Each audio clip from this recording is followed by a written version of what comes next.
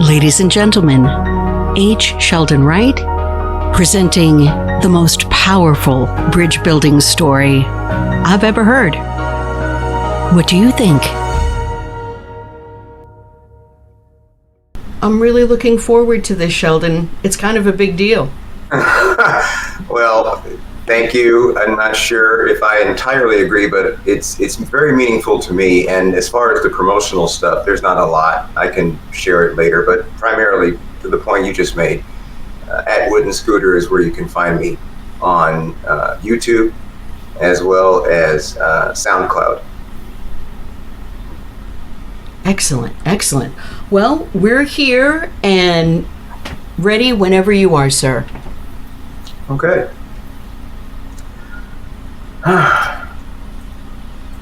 Well, I guess I should say good afternoon or evening for some of you. And Mo, thank you so much for asking me to join all of you today. I'm going to start a little bit by giving you some background. And with that, let me say that what I'm going to share today, it's called bridge work. Okay, and it's connecting Woodson and James. And so the background is going to be on the two men who are the principals in this story, Woodson and James. So for me, I've always been into family history. It's part of a Cub Scout project in 1970. I made my first family tree. And in 1991, my sister, Sandra, gave me a Bible, which many of you know.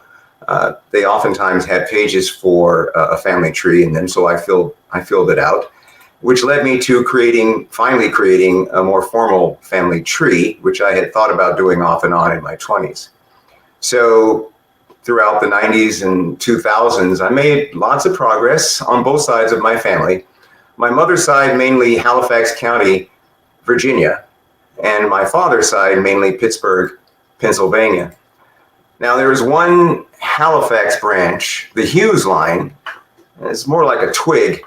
My maternal grandmother, Edmonia Hughes Bowman, she only shared limited information about her family. She did talk about her mother's side some, the Evans, but much less on her father's. So most of the Hughes information came when I read her personal papers after her passing. I did know that her father was John Thomas Hughes and his father was George Hughes, who was reportedly born a slave in Virginia.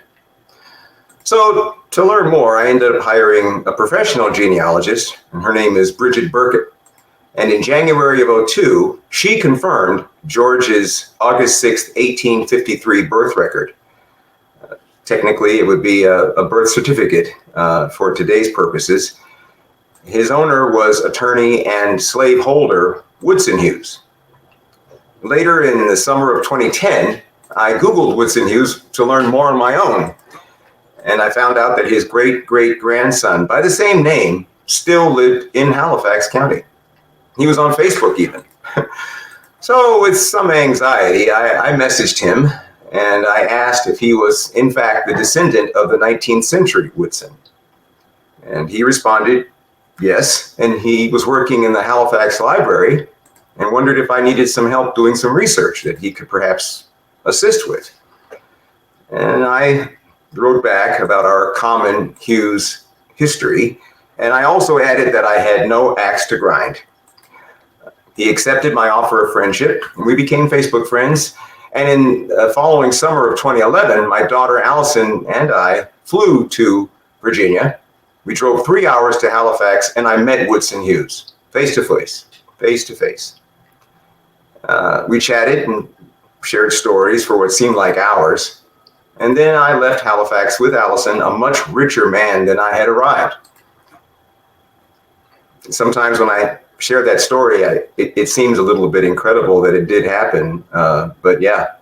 So he and I have kept contact, mostly email and occasionally voice to voice. And I consider him just like family. Now, I also consider myself a bridge, a middle ground that tries to connect people.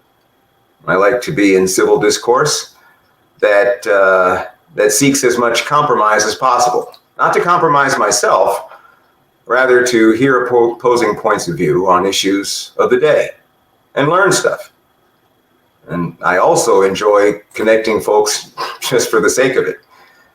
The other man that I'm excited to talk about, also connected to Woodson, is actually a blood cousin to me through the Hughes line.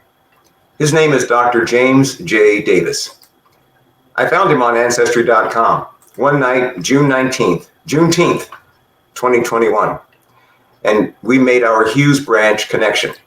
Now, James is a great-great-nephew of George Hughes, who I had referenced earlier as being my great-great-grandfather.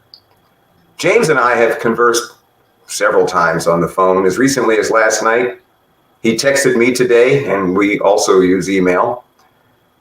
James is also a nephew of another man by the name of George Ewell, whose nickname was Papa Skeet, who died this past January at the ripe old age of 100. Now, he was actually named after George Hughes, who was his uncle. I spoke with Skeet one time in a three-way call arranged by James. And in that call, I learned that Skeet remembered George Hughes. Skeet was a small boy in Halifax County in the 1920s and 30s, and he knew George after he had become a free man, a landowner, and a business owner. Later, in one of the last talks that James had with Skeet before he died, Skeet asked James about me by saying, "How's Uncle George's boy?" That always gets me. So, I'm very much looking forward to having a three-way conversation with both of them one day, James and Woodson. I actually hope they're on right now watching the presentation. I sent them both links. So, guys, if you're out there, I love you both. And finally, I'm honored to have this platform, Mo. I appreciate you to share the story of the bridges that I've created and crossed to connect these two men. The Hughes branch isn't a twig anymore. It's now a thick and thriving branch on my family tree. And again, thank you. Oh, Sheldon. Thank you. We love you so much. Thank you for sharing that. That's intense. Thank you. You handle it so gentlemanly and so gracefully, but it's such rich personal history, and it's so significant.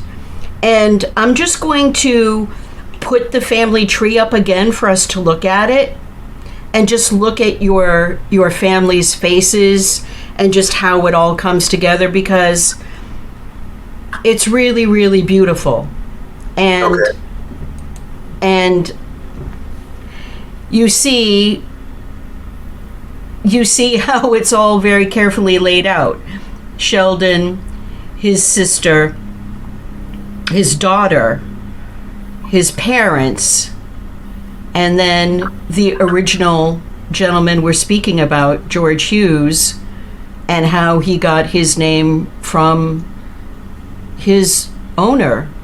And this gentleman who recognizes, who is the link between George Hughes and Sheldon, and remembering that. Yeah. How's George's boy? Yeah, that, I mean, I'm That's sorry. you. That's a direct that's me. link. Yeah, that's It's me. heavy, And, Sheldon. I'm It's sorry. heavy. I'm Don't sorry. apologize. Yeah, Don't okay. apologize. Don't apologize. Feel it. We feel it. And we're grateful. I didn't know that you would be willing to. We've talked about this story privately because it was one of your bridging stories. Sure. And I asked you if you wanted to share it in this way. I didn't know you'd be so brave to do it.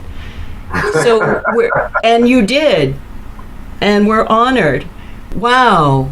That, I understand it's a rather intense way to kind of wrap up, but that was by design. And maybe we can take this great, true blue fool's energy about being brave enough to sit still with the truth